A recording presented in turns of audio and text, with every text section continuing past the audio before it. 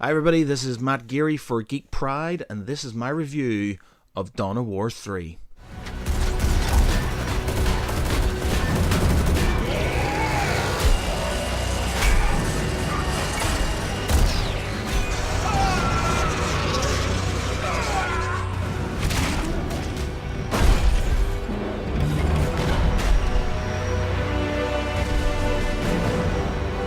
In the midst of battle, I shall have no fear.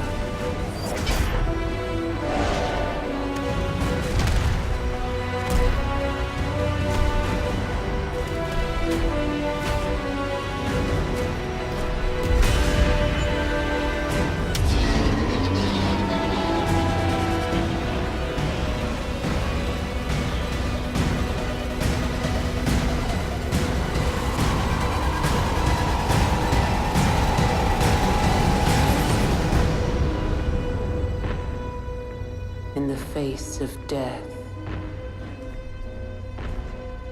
I shall have no remorse.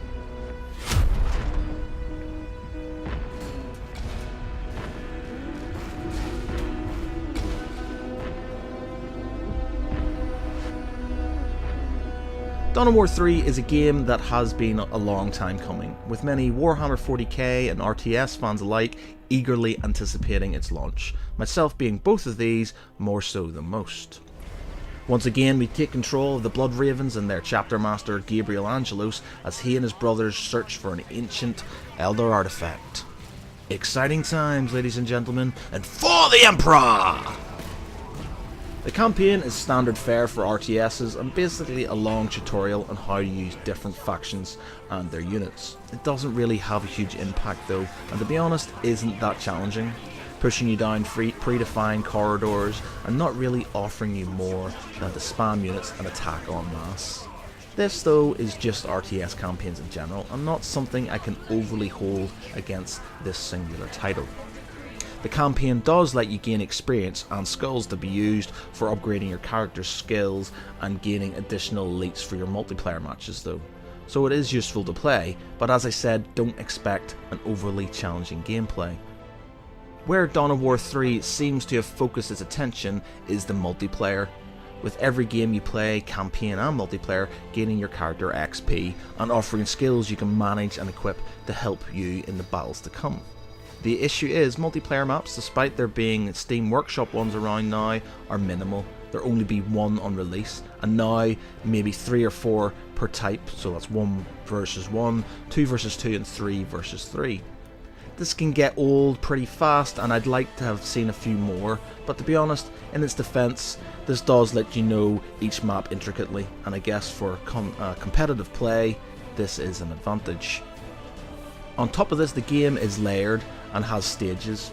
You have to destroy certain nodes, turrets and generators before finishing off the base, restricting the dreaded RTS tank rush somewhat and adding a level of tactical thought to matches. This being said, the feel of the game, to me at least, isn't a Warhammer 40k one. It's an RTS hybrid with League of Legends or Dota, and I'm not sure how I feel about that. I can see why they have done it, of course. Those sort of games are very competitive, and I guess this would push them towards potential esports territory, but if you're a methodical RTS player who likes building bases, upgrading buildings, and probing for weaknesses in the enemy's lines, you won't get that here.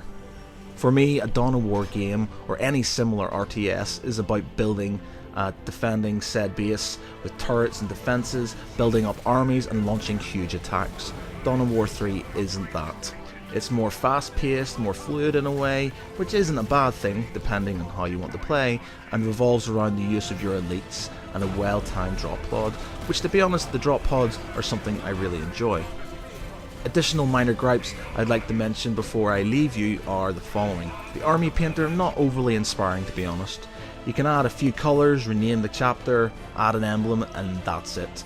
So it seems like a bolt-on to affirm that it's still a Warhammer game and nothing more. And the cover system, which seems to be irrelevant really, especially in multiplayer games.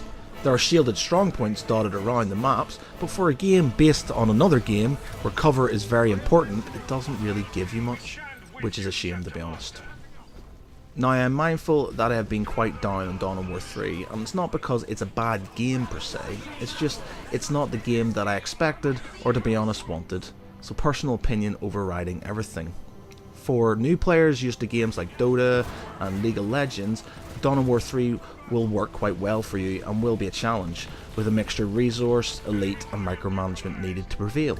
But for old school RTS fans like me, who love nothing more than turtling, developing then conquering after your enemies broken off your walls, it's not something you're going to get, and so expect to be disappointed. All in all, your view on this game will be defined by your view on RTSs in general. If you like the fast-paced attack fests, then Dawn of War 3 will be right up your street. If you don't, then Dawn of War 3 will fail to reach the light of the God Emperor, and as it seems from the comments and reviews, just be deemed as heresy. Good game if you take it for what it is, a lot of scope for DLC with different factions being added later on, but not something, in my opinion, for old school RTS fans. I'm therefore going to give Dawn of War 3 3 out of 5.